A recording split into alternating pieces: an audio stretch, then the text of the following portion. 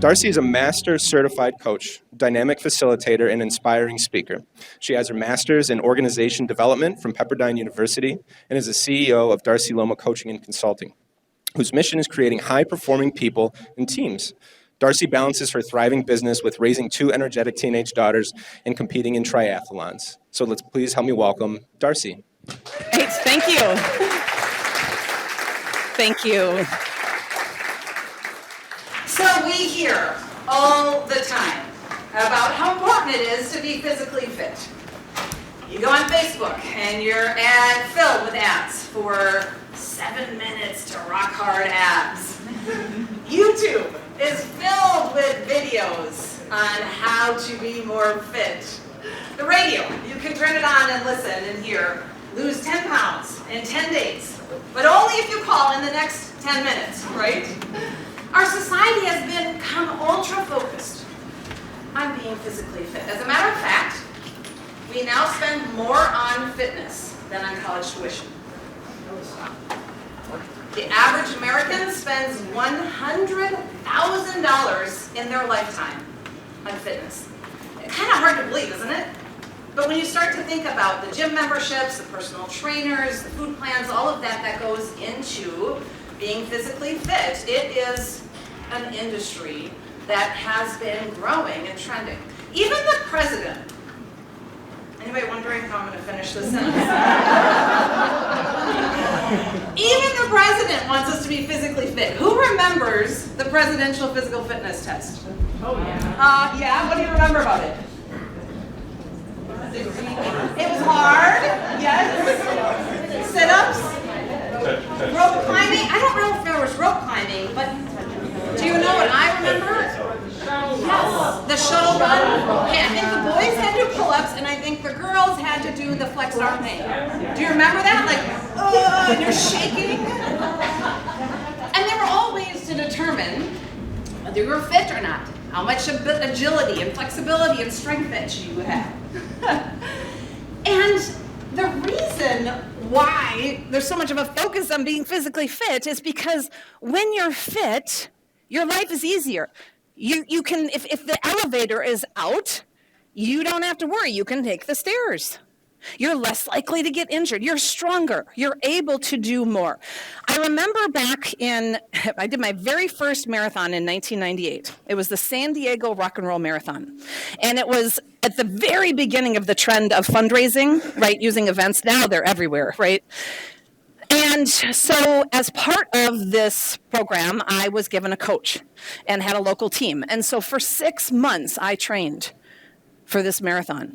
And I remember when we first started, I could not run around the ARB. That's about a 10K, 6 miles. It was hard. But by the time I was at 3 months, I could run that, and it was pretty easy. And then eventually I could run all the way around Lake Monona, 20K. And eventually I got to the place where I was strong enough to be able to do a full marathon. Now here's what's interesting.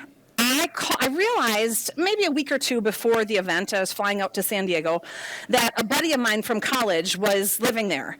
And so I called him up and I said, hey, Matt, I'm going to be coming to San Diego and I'm running this marathon. Can I see you?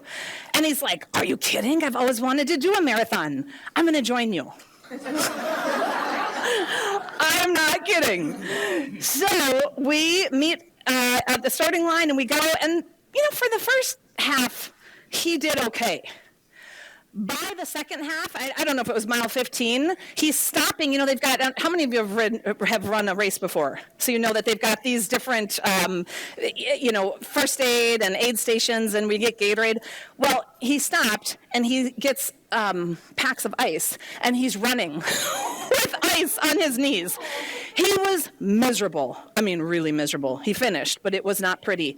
The next day, we went to go see we went to Tijuana to go walk, and we had to walk down these rocks, and he couldn't move. I mean, he could not, because he hadn't trained. So to be physically fit, when you train and practice, you get stronger. It's not that the event gets easier. You're going to do a marathon, it's the same marathon. But if you train, you're stronger, and it feels easier. So the question I have for you is, where is the training program for the thoughts in your head. Where do you go if you want to be stronger, to be able to have the capacity to deal with the things that life throws our way? That's hard. Where have you maybe not been as thoughtful as you would have liked? Maybe you snapped back at somebody in a moment of frustration. Maybe you said yes when you really meant no, and now you're locked into something that you really don't want to do. Can you relate? What we're going to explore this morning is how you can be thoughtfully fit. And these two words will help give you the strength so that your life is easier. And what a cool venue to be coming together to explore this at the DreamBank, at the Dream Summit. I've been speaking here for 8 years. My first event at the DreamBank was in 2012. And is this not the coolest space ever? Yeah. So thank you to American Family Insurance for giving us the space to be together, to dream. And what I want to explore with you this morning is how, when you are thoughtfully fit, you have the capacity to handle anything that comes your way. So your life is easier, so you have more energy to go pursue your dreams. Instead of using your energy to have to clean up the mess that you made when you were not thoughtful. Instead of having to have the heaviness of regretting saying yes to that fundraising committee in a moment of haste, instead of thoughtfully considering, is this the best place for me to spend my time and energy right now? And when you are thoughtful in all of your interactions, you have more capacity, more energy, more ability to pursue your dreams, whatever they are.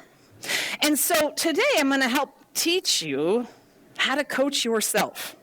Thoughtfully Fit is a way, and we're going to give you a training plan, 3 simple steps, how you can leave here to be thoughtfully fit, have a training plan to coach yourself. Because I've been coaching now for more than 10,000 hours. Individuals, executives, teams, organizations. And people come to coaching. How many of you have ever had a life coach or an executive coach? Okay, so maybe a third, more than most of my audiences. So you understand probably more than most. Sometimes a lot of people say, like, whose life is so screwed up that they need a life coach? Who hires a coach? Lisa, yeah, some people wonder that. Well, people come to coaching because they want their life to be easier. They want to have more capacity to do what they love, and they get stuck. They don't know where to start. They don't know how to get that dream. And what I have found, I started to notice some trends and some themes with these clients, hundreds of clients. And a couple of years ago, maybe 5 years ago, I started to think about and research every coaching client that I talked to and said, what keeps coming up over and over and over again? And I found that there are 6 themes on the hurdles and the obstacles that get in the way of people really living the life they love, being able to pursue their dreams, being able to be strong enough to have the capacity, to have the energy to do whatever it is that they want. Want to know what those hurdles are? Yep. What gets in the way? So, as I share, I'm going to share each of these 6 themes with you. I want you to be reflecting on and thinking about which relate to you. Which of these hurdles get in your way? First one. There is so much to do, I can't even think. How many people can relate to that? Yeah. And for those of you who are joining us online streaming, thank you for being here. Want you to also be thinking about which of these relate to you. You get up in the morning, you do your workout, you drive to work listening to your podcast and public radio so you can get your fill for the day. You have meetings back to back to back all day long. You leave, you drive, you make a couple phone calls on the way home. You get home and have to make dinner. And then you go from dinner to that darn fundraiser that you said yes to chairing that you didn't want to. And then you go from there to the soccer tournament because you said that you would bake cookies for the team after their last, right? And it's just insane. There are so many people who come into coaching whose lives are overwhelming and they just don't have the time to even pause to think about what they want because they're so busy doing. Second theme. I don't always handle myself the way I'd want to. So maybe in that crazy busy day where you're going, you leave the office, you're stressed out, you return a phone call, you get yelled at by a client, you walk in the door, you trip over the shoes, you realize that breakfast or dinner hasn't been started yet. You say, oh, I can't believe it, you guys. And you bring all that energy and negativity into your unsuspecting family or roommate or cat, whoever it is. And it has an impact on the rest of the evening. It has an impact on the energy in the house because of how you walked through that door. Third theme.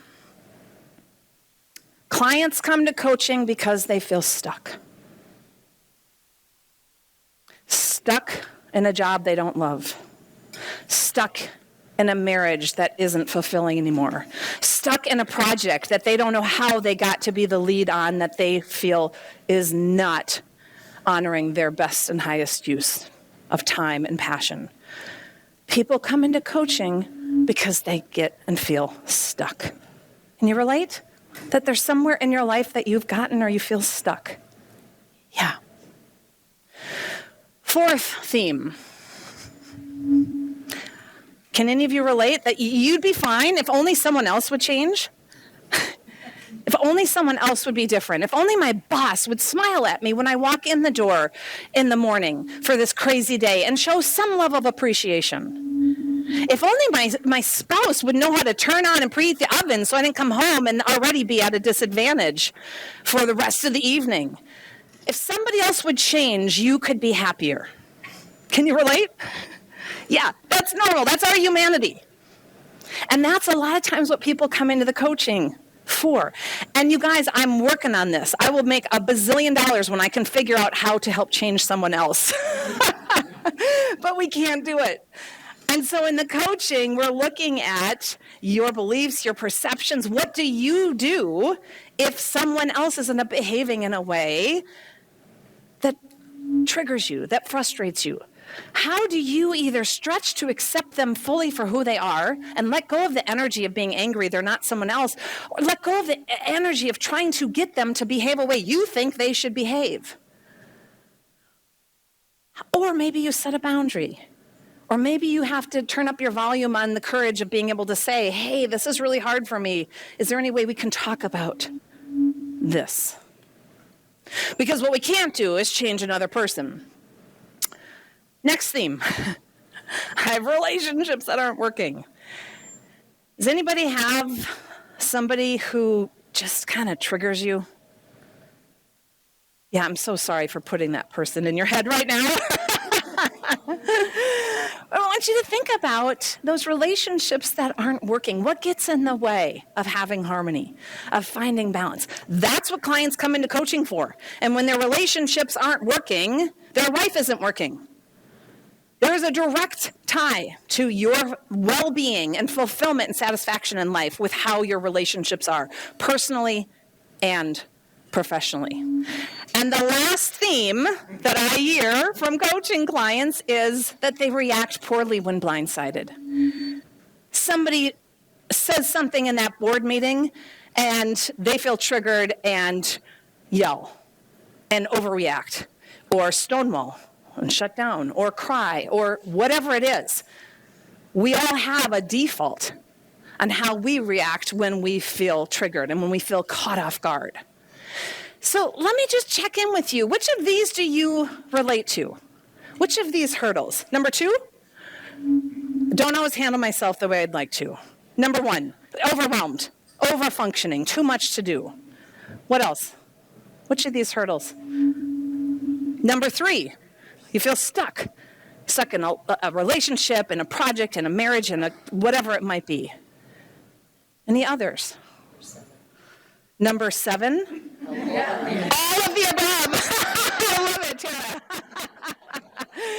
You can relate to all? Yes. So congratulations, you're human. That's what happens. We get stuck. We don't handle ourselves the way that we'd like to. And so what I want to share with you is, what do you do? If you can relate to these hurdles, how do you handle that so that you have greater strength and greater capacity? So that you don't have to go back and clean up the mess because you overreacted, or have a regret because you're overcommitted. And now you don't have any downtime or white space or stillness or time to sleep or connect with your grandkids or whatever it is. And just like if you are physically fit and you have a strong core, every movement is easier. Right?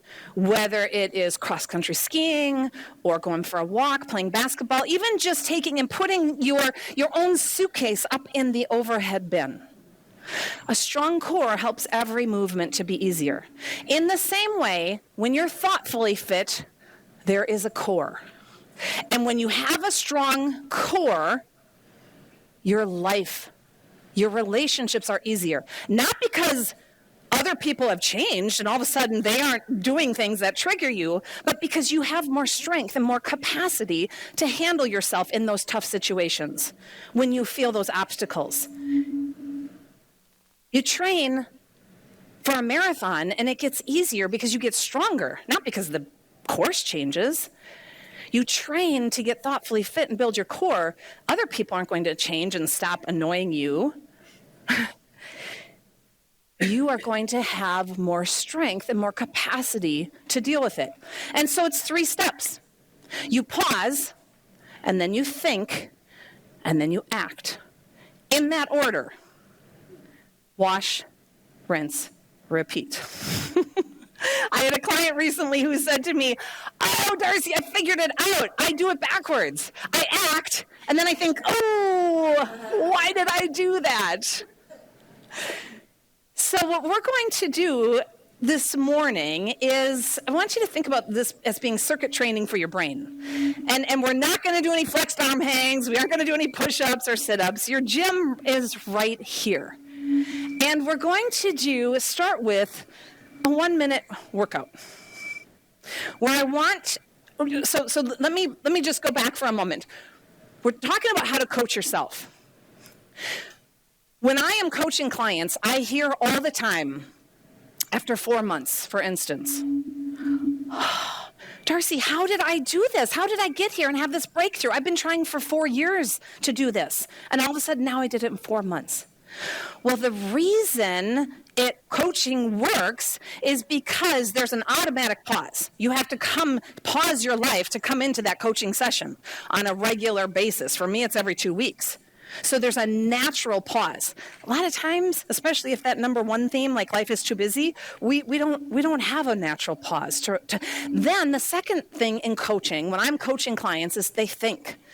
And they think because I'm asking them questions.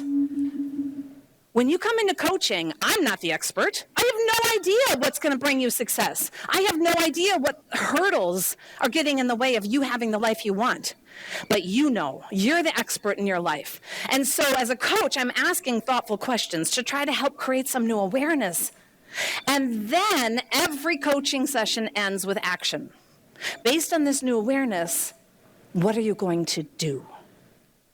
And so this is what your workout is going to be, your training plan when you leave here, so that you can coach yourself. Instead of just being on autopilot and going through the motions throughout the day, you're going to train yourself to pause, think, and then act.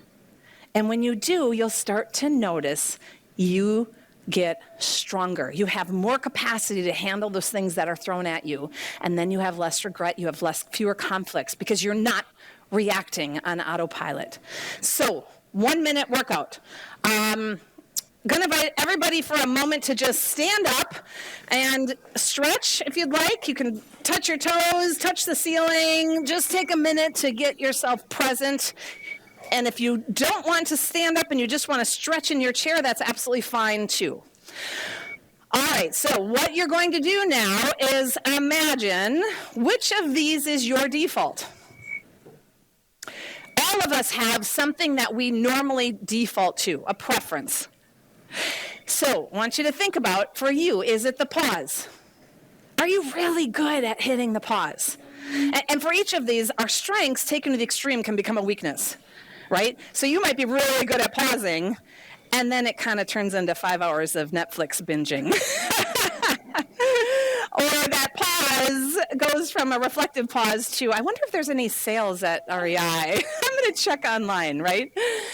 So I want you to be thinking about, is that your default?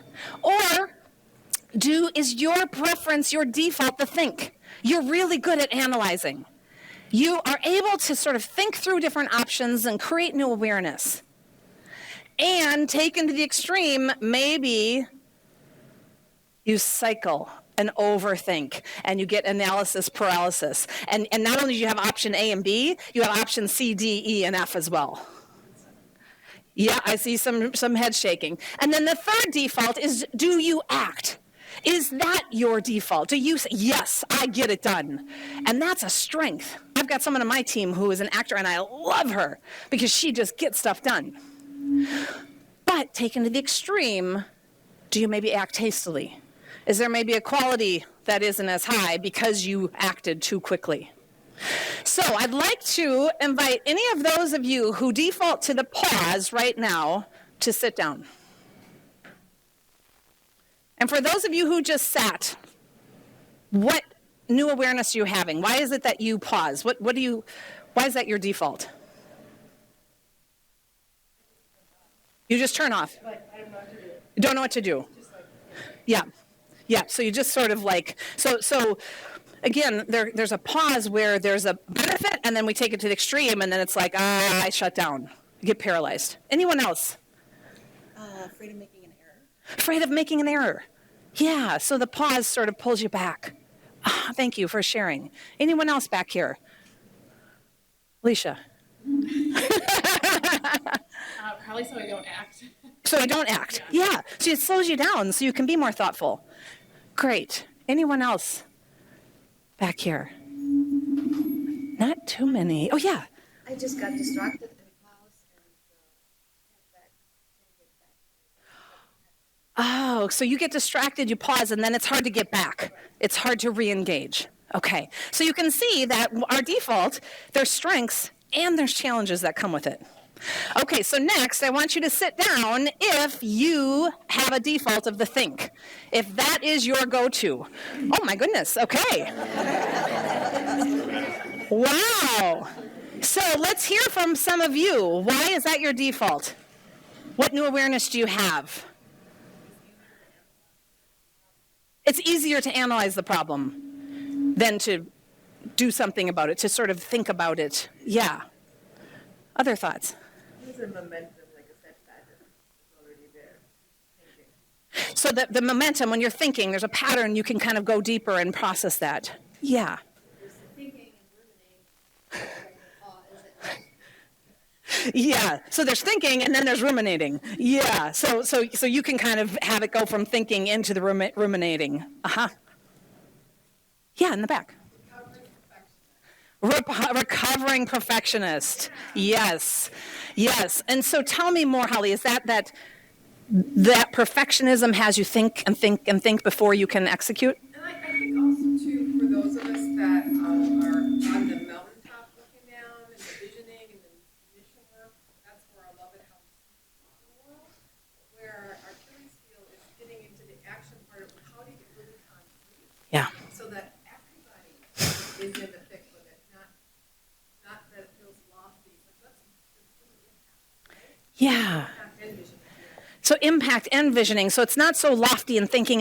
Like, how do we implement and execute? Let's go. Yeah. Action and the pods are all good, but my weakness is let's just go in and test becoming in the world. Yeah. Wonderful. Thank you. Yeah, over here. Seeing it from all angles, like the good, the bad, what if this happens, what if that happens, how do we take care of that, how do we literally overthink. So you can see it from every angle. You can anticipate each different possibility and have a plan for it, which is a strength. And then sometimes it can become like cycling and overthinking. Yeah. And at some point you got to jump, right? So I also overthink too much. I journal weekly, but I still am like stuck in that mode. Like, I'm like, yeah, we're gonna do this, this, and this. But then that week happens, you forget everything you've journaled about. So then it's just like, well, now I have new things I need to do this week. So it's just constantly like, Right. You're a rat and like a little spinning wheel. Yeah. A rat and a spinning wheel. Yeah, that provides quite the metaphor for this. Yeah. And you're thinking and thinking and thinking. And that image you're giving, it's sort of exhausting. Yeah. Yeah, great. Okay, so the rest of you that are standing are actors. You can go ahead and sit down and let me hear what you have to say. All right, well, as I go through this, I feel like I do everything. You know, and so it's actually a matter of balance in that I do spend too much time on Facebook at times. And then there are times when I just do everything that I think I want to do. And then there's other times where I'm more analytical. Yeah.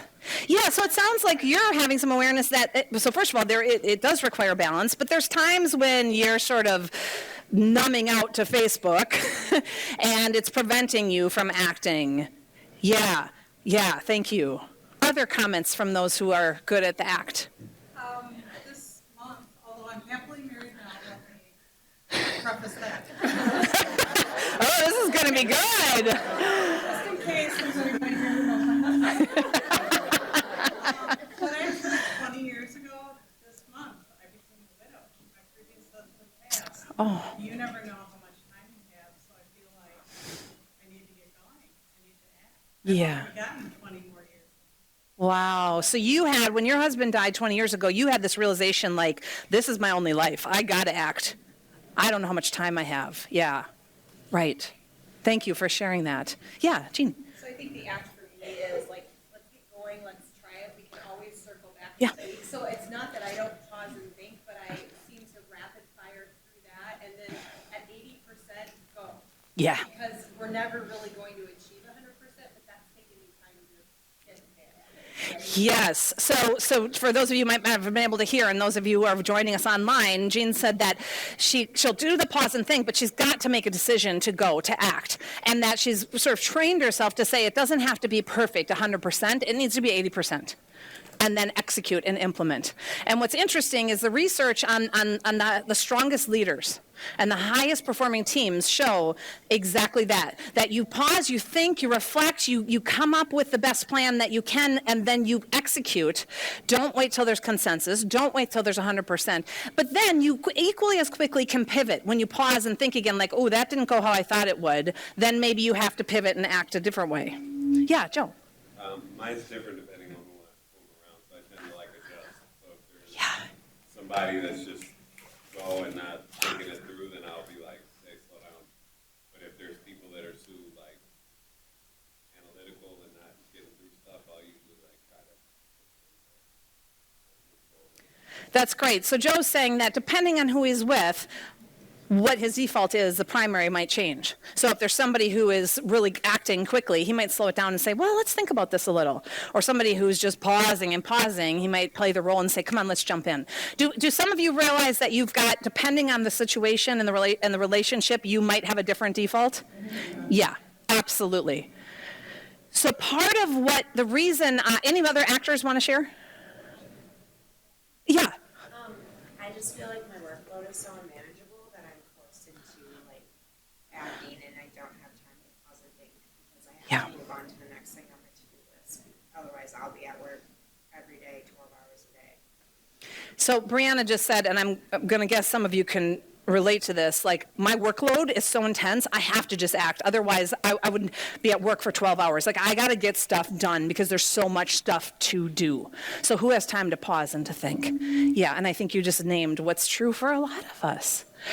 And what's key about this, what's powerful about being able to coach yourself is you have to be able to pause, to think and create new awareness. Because when you create new awareness, you have access to different actions. So even right now, hopefully some of you are having some awareness like, oh my gosh, I think maybe I think too long. I cycle and I'm paralyzed. Like I thought that was a good thing, but maybe I need to rethink. That awareness, wherever you're at, you're the expert in your life. What we're looking for is how do you do all three in order? Starting with step one, which is the pause. And the pause could just be a breath. It could just be a moment. It might be longer, but it's just enough to kick you off of autopilot. How many of you have ever seen a softball game or played softball? Okay, a lot of you. So you probably know what a pitching machine is, where it's automatic and you turn it on and it pitches. So my daughter Jaden was in softball. Well, she's 12 now. This was several years ago. She was probably about 8. And I dropped her off and set up my lawn chair and started reading my book. And all of a sudden, they start pitching with this pitching machine. And all of a sudden, I hear chaos. And I'm like, what is going on? Well, what I found out is that the pitching machine was inadvertently set for the high school girls varsity team for these 8-year-olds. And so it's shooting out these balls, and they're just like, go, and there's like increased chaos. And I look over at the coach who's talking to another parent, and she notices the chaos. So she goes running over to the machine, and she hits the pause button. And then she resets it. And then the girls are able to find their groove again.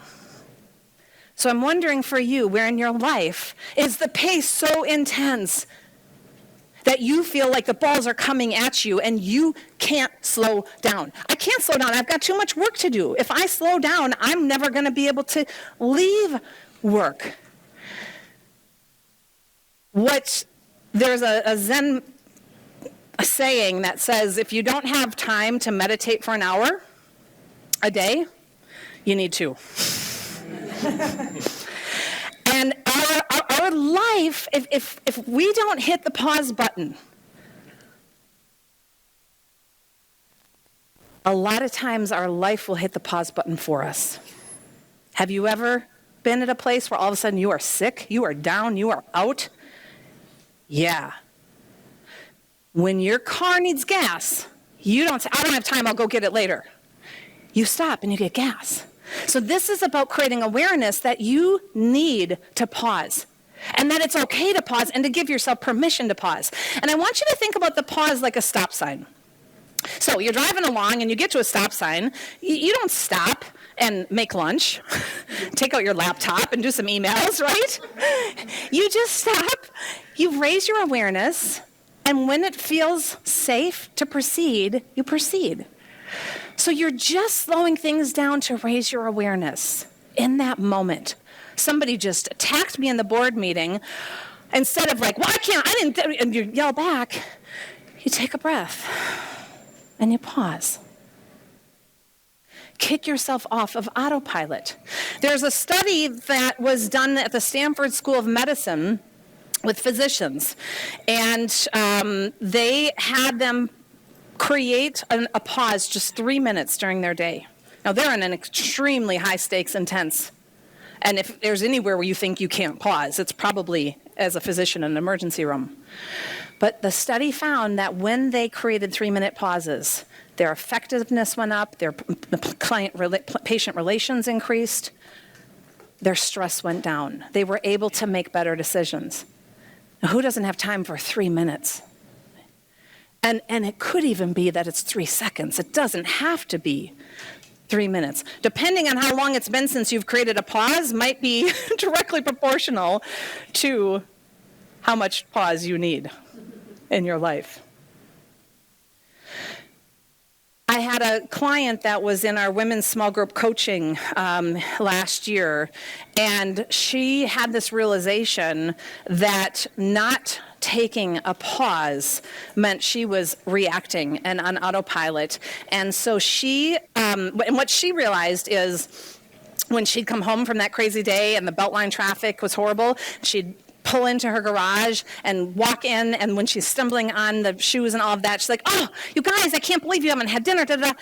She realized she needed a pause. And so she created a structure and printed out a stop sign and put it on her door from the garage going into the kitchen.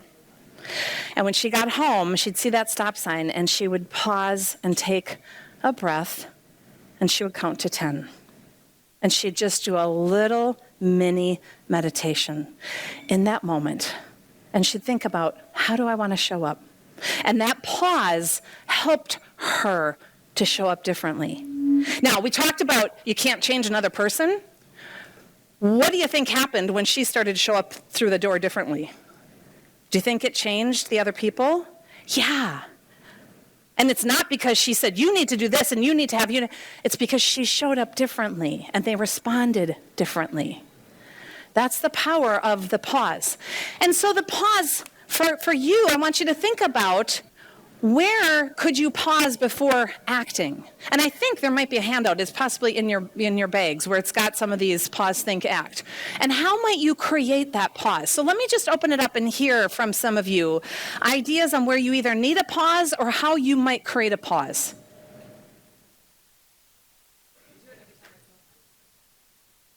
Oh, every time you fill up your water bottle. And that's a mental pause that you're giving yourself. Wow, that's like a double bonus then, because you're, right? You're getting a twofer there. Yeah. Oh.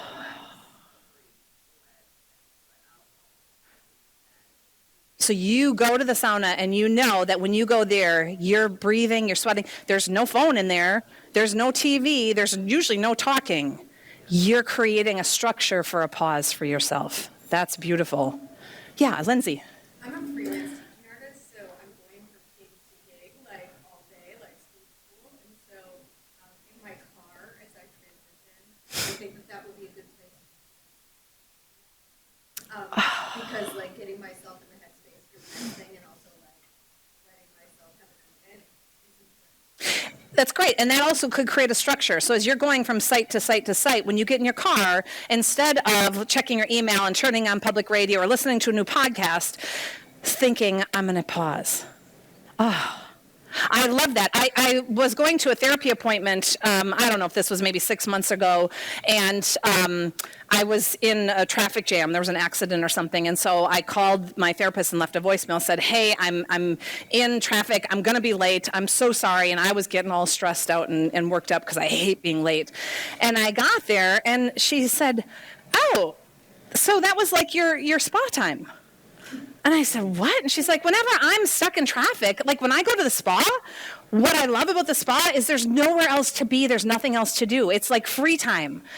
And it was like this huge shift for me. Like instead of just being in that pause and relaxing and seeing that as spa time, I was getting cycled. I was getting worked up, which of course there's nothing I could do. I mean, other than call and apologize, I'm going to be late. So that made me think of that when you said in your car, that might be a natural pause. Yeah. When I'm overwhelmed by so many things to do, I think on an index card, a blank one, when I stop, so I look at blank, and then I just write down 3 things that I know I want to do. Oh. And it just makes it so much easier. I just have that one little card and 3 things. So Carmela just said when she feels overwhelmed and like so much to do, she'll just take out a blank index card and write down 3 things she needs to do. And that pause sort of allows you to get off autopilot, set it down, and put it there, and relax more. Yeah. Yeah, Tara. The Apple Watch actually has a breathe app on it that you can set to notify you 20 times a day to stop and breathe for a minute. You're kidding. And it will, it goes through like an in and out. Yeah, so I'll repeat that. that was like a super awesome bonus that came with the watch that you have to modify to get it to do it, but. So she just said the Apple Watch comes with a breathe app. Well, it will remind you to breathe. My watch comes with a move app. It reminds me to move if I haven't moved long enough, but maybe I got to figure out how to get the breathe because that's huge. Yeah.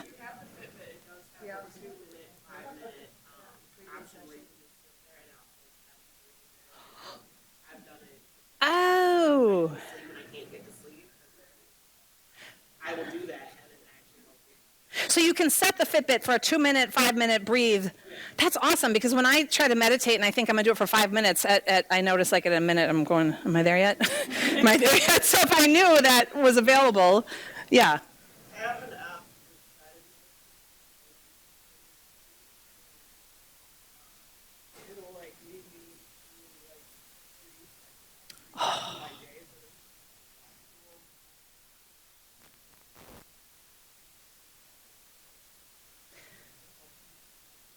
So that meditation app at the end of the day helps you to unwind, recap your day, set it aside, relax. So I'm noticing that there are some structures you guys are coming. For me, I know I have regular appointments to go and float in the isolation tank, 1,000 pounds of Epsom salt. I don't pause well, so I have to also create structures to help me to remember to pause. Did you have something, Nicole?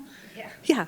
Well, what helps me is I go to the dog park in the morning with my dogs, so it's just easy to walk around with scenery and just try to enjoy what's going on before. Yes. So when you go to the dog park, that's your pause. Yes. That's the structure way that you create that pause. Yeah. On the way into work, I always turn the radio down, have this set prayer of gratitude and just purpose, and I really try to center myself before I leave the car and go into the building.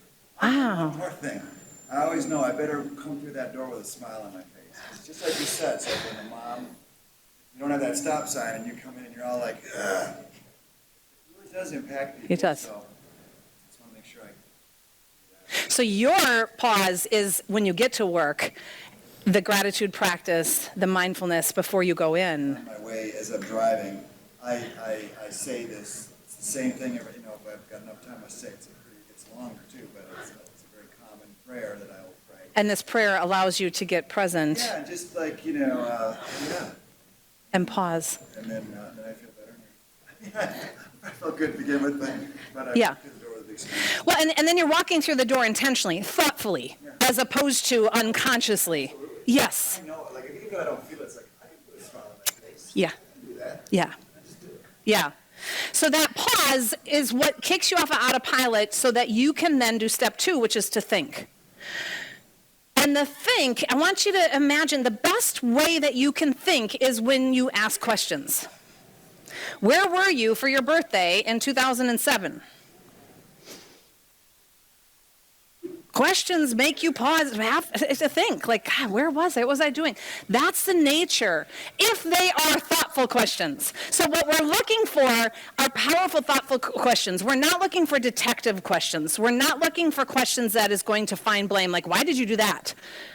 We're looking for thoughtful questions that evoke new awareness. Because again, we're looking to how to coach yourself. When I'm coaching someone, I'm asking them questions. In this case, you get to ask yourself questions. What's triggering me right now? What do I need in order to show up the way I want to? How can I overcome the obstacle? What's the energy I want to bring when I walk through the door this morning at work? Those thoughtful questions help you to create new awareness.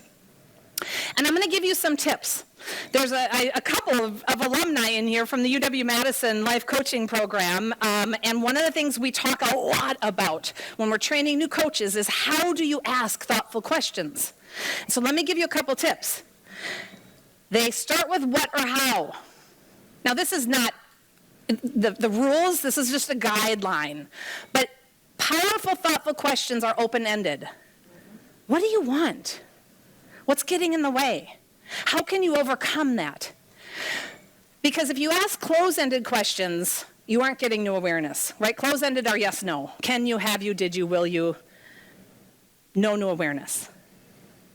And if you ask a why question, that can tend to create defensiveness, even if you don't mean to. Oh, why did I do that? Why didn't you get that report done in time?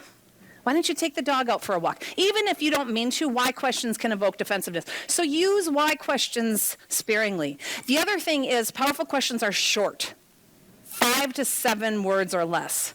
So if you really want to evoke new awareness, you'll notice all the examples I'm giving. What do I want? What's hard about that? What's getting in the way? They're short. If they're long, they often include your opinion. Right? My best friend Nancy, every time she asks me a question, she gives me 4 multiple choice options. So what do you think, Darcy? Are you mad because he didn't send the email, or because you didn't respond to it in time, or because, and almost always my response is E, none of the above. So I patiently wait for her to outline, right? So one of the things that I wanted to do, I wish when I had started coaching that I had a playbook. So I put together a free playbook for you guys if you'd like it, that goes through a lot more detail of what I just gave you the highlight of on how to ask thoughtful questions. So if you would like to get that emailed to you right now, feel free to take out your phone and you're just going to open up your text messages. It takes about 20 seconds and the Thoughtful Questions playbook will be sent to you. So once you have out your phone, all you're going to do in the to line is where you would normally put the phone number or the person, you're going to put 33444. And then where it has the subject, we're going to say, hey, what's going on? What are you making for dinner? Whatever it is that your message is, you're just going to put TF playbook. Thoughtfully Fit playbook. When you hit send, it'll automatically reply asking for your email address. Put your email address in and you will get the PDF of the Thoughtfully Fit Questions playbook that you can print, you can read, you can share with your spouse who you wish would have come this morning because you think they need some more strength in their core. Use it in whatever way you would like. Now, I just want to have full transparency that when you sign up and you get this, you'll be signed up also for my Thoughtfully Fit tips that come out every Wednesday. It's a little article that talks about how to be thoughtfully fit. Usually it's something about emotional intelligence or leadership or where you get stuck. One of the 6 practices of being thoughtfully fit. You can unsubscribe immediately. You can check it out for a few weeks and unsubscribe later at any time. But that's just something that comes out every Wednesday to keep you up to speed on your thoughtfully fitness. So what I want you to leave here with, your workout, is to think about what questions would help create new awareness for you. Because when you ask yourself thoughtful questions, when you pause to think and ask questions, you can get out of your autopilot, knee-jerk response and be more thoughtful. That email comes saying, hey, would you be willing to chair this new fundraising committee? The first meeting is Thursday night at 7. And so you look at your calendar, Thursday 7's free, you put it in, you reply. You're just going through the motions like Brianna because I gotta act. I gotta reply to this, otherwise I'm gonna fall behind. And then Thursday at 5 o'clock comes and you're so excited to go home and glass of wine and just chill out. And then up pops the reminder that you've got a fundraising committee that you are chairing. Why did I say yes to that? You said yes because you were going fast and on autopilot. So you pause and think when that email comes, how does this align with my work-life balance right now? Where do I want to be spending my time at this phase in my life? You slow it down so you can have a thoughtful response. It may be, hell yes, this is exactly what I want, but it also may be, oh, thank you. I love the mission of your organization. However, I can't say yes right now. I'd love to write a check. I'd love to introduce you to a friend who just said her goal is have more servant leadership. I think she would love to explore being your fundraising chair. You can give a more thoughtful response. And when you do that, you can start to clear things off of your plate. So if you're at work thinking, I gotta move, maybe that's the time to pause and think, do I need to delegate more? Do I need to have a conversation with my boss and say, okay, I've got these 63 things on my list. I don't have work-life balance. I'm at risk of burning out. You have to help me prioritize which of these and or help me figure out who else can help, because right now the pace I'm going isn't sustainable. So it gives you access to new awareness, new options, so that you then can step into the third step, which is to act. Yeah? Just for the overthinkers, is there a type of number of questions you should ask and then move on? Because I can come up with a lot of questions. 16. So Jennifer's asking, for those of us who overthink, is there a set number of questions to ask? So there's not a set number of questions, but this is about helping you, and it almost goes back to what Jean was saying, like, okay, do I have enough awareness that I can pull the trigger, that I can act in a way that's thoughtful? Because at some point, I'm going to be paralyzed if I overthink this. So you want to be just paying attention. When am I ready to act? What are the risks if I act, if I don't act, right? Because that's the risk. If you just think and think and think. And sometimes we cycle in the think. You have to have a difficult conversation. Well, I think I'm going to say this. No, I'm going to say that. Well, I'm going to say it Thursday. And days and weeks go by and you never step in. So it might also be that you just got to jump. You got to go. You got to act because you know your default is to keep thinking and spiraling. So it might be that you also want an accountability partner, that you want to talk through with somebody and say, hey, I really need to think through this. I've paused to think, I want to pull the trigger. Can you help me be accountable? Because if I don't, it's gonna be weeks. I want to do something by Friday. So it might be thinking about what are your structures, because when you have new awareness, like that's my default to spiral, how can you support yourself? What kind of accountability measures would help you to not be in that think and spiral? Is that helpful? Yeah. So step 3 is the act. My daughter Josie used to play basketball when she was little. She's 13 now. I don't even know how old. It was cute. She'd go out there. And so she'd get the ball and she'd pivot. And she'd look, should I throw it there? No. And then I could have just made a shot, but I missed the shot. And then she'd pivot, and she'd be, right? And she would never act. So the key is you have to, especially for those of you who hang out in the think, you have to execute. You have to eventually make the shot. You have to make the pass, right? So that you hit the pause button, then you think, and then you make the shot. You execute. Now, to share a story, this was 3 years ago. I got a phone call from my dad on a Thursday night, and I knew something was up because he was crying, and I'm pretty certain I'd only heard him cry one other time in my life. And so I said, what's up? And he was a mess. And they had just found out that my mom was diagnosed with stage 4 carcinoid cancer. Very, very rare, not curable. I left, I went home, I was crying all night, I was on Google, I was researching, of course, the prognosis was horrible, it was awful. So I get up Friday morning, and what do? I look at my calendar and I start going to town. And I decide that I'm going to go to my first meeting, it's 9 o'clock, it's with my financial advisor. And I get there, and I've known him for 10 years, and I said, I am so sorry. My face is red. I'm puffy. I didn't sleep at all, and I told him what happened. And he's like, what are you doing here? What do you mean, what am I doing here? I scheduled this appointment 6 months ago. He's like, yeah, exactly. Oh, my gosh. That created a pause in the moment for me to think, what's most important to me right now? Where do I need to be? And I acted. I said, John, I got to go. He's like, yeah, you do. Gave him a hug, called my assistant, and I said, can you cancel all my meetings for the rest of the day? And I got in the car, and I drove to northern Minnesota to go be with my parents. They were a wreck. They needed me there. I needed to be there. That was more important than anything that was happening that day.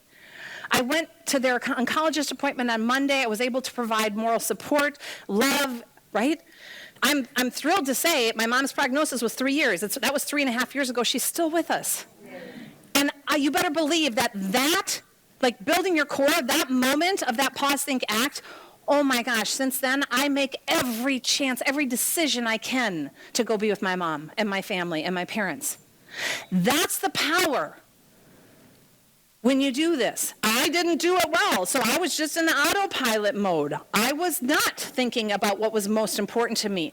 I was just acting without even a moment's of thought of where I really needed to be. So the key is, once you have paused to think and create new awareness, what do you want to do? How do you want to move forward? What action do you want to take thoughtfully? Not on autopilot, not reactive.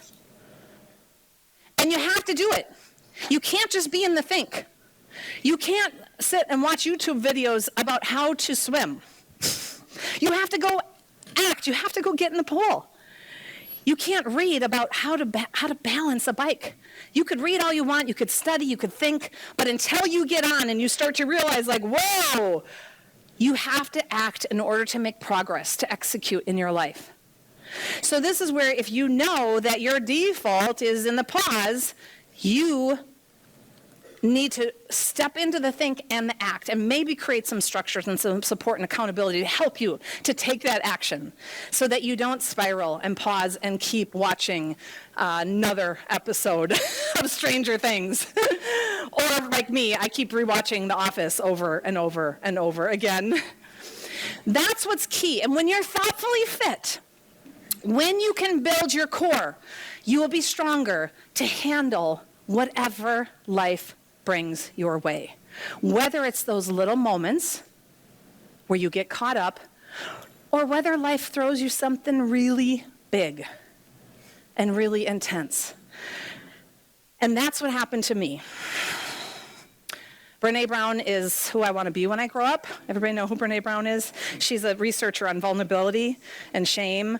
And if you haven't seen her TED Talk or read anything, she's amazing. And my heart is pounding because I'm choosing vulnerability right now, because she says vulnerability breeds connection. And in 3 years ago in March, I got a phone call from my neighbor asking what was going on. And I answered the phone and she said, "What's going on at your house?" I said, "I don't know, I'm not home, why?" And she said, "Darcy, there's 40 or 50 police cars outside your house with a SWAT team with guns, and they just took your husband out barefoot in handcuffs." And I said, "What? What are you talking about?" Well, in that moment, with that phone call, my husband was arrested for sexual assault of a minor he had met online. He was taken away, and he never came home. He was a full-time stay-at-home dad. My daughters were 8 and 9. He did everything. My life in that moment changed drastically. Now, here's what's crazy, you guys. 5 days earlier, Jill from my team was over, and we took the years and years of research that we had been accumulating on these themes of what gets in the way. And we had all these flip chart papers and all these Post-its, and Thoughtfully Fit came to life on this Saturday. It was the most exciting day. John was there, he was making us food and had music. 5 days later, my life changed. I had to hire an attorney. I was advised to hire an attorney because we didn't know what was going on and if I was at risk. And my attorney said, "Darcy, you can't talk to anybody about anything." And all of a sudden, I was ground zero for Thoughtfully Fit. All I had was this model. And I have been using it every day for the last 3 years. When in that moment when that parent called, I needed help with the girls, and I had called a parent to see could Jaden come over and stay because I've got to go to a meeting. "Darcy, I need to know, did you have anything to do with this?" Okay, in that moment, what I wanted to do was just scream. I was like offended. I was hurt. It never dawned on me for a moment. But I thought, pause, think. She's scared. Her daughter had a lot of play dates at our house with my husband. She is in a place of fear. And I acted from that awareness instead of reacting and just said, "No, I didn't have anything. I am as blindsided as you are." Well, let me tell you, if the police find any images of my daughter on any of that, I'm sending the mafia to your house. And my husband is tied to the mafia. Pause, think. What do I do? Send love, send compassion, hang up. Don't send your daughter there for the sleepover, right? I can give you a million examples of how this model has helped. So I'm telling you that because whether it's the little stuff in your life or the big stuff, I want you to know that if you can pause and think and give yourself permission to slow things down, you can act thoughtfully. And when you do, you'll have more energy, you'll have more strength, you'll have more capacity to follow, to pursue your dreams, to do what you want. You can coach yourself in any moment. And if your life isn't what you want right now and there's these obstacles, you can change it right now. You've already hit the pause button. You've stepped away from your lives, your email, your chaos, your whatever, headaches to be here. You have allowed yourself 2.5 days to think. Like, how cool is that? The key then is going to be, what are you going to do?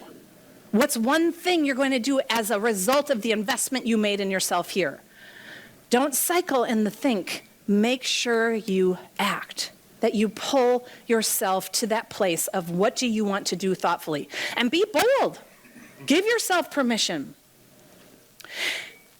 As you're doing that, I feel blessed to do what I love.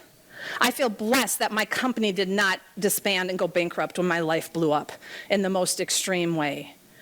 I feel blessed to be able to help people live a life they love. My whole focus is on creating high-performing people and teams. This is what I do. This is my passion. This is my calling.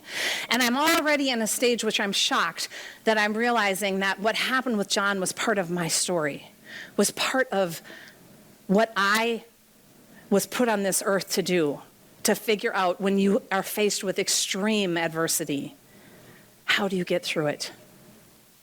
And so if you want more when you leave here, every Thursday I go live on Facebook. There's a video. You can go online. You can see all of the archives. It's all about being thoughtfully fit. If you like my page, you'll get notifications when new videos are coming up. If you want to work with a coach, if you say, I want to coach myself, but I need some support, I've got an entire amazing coaching team. You can do a free exploratory session.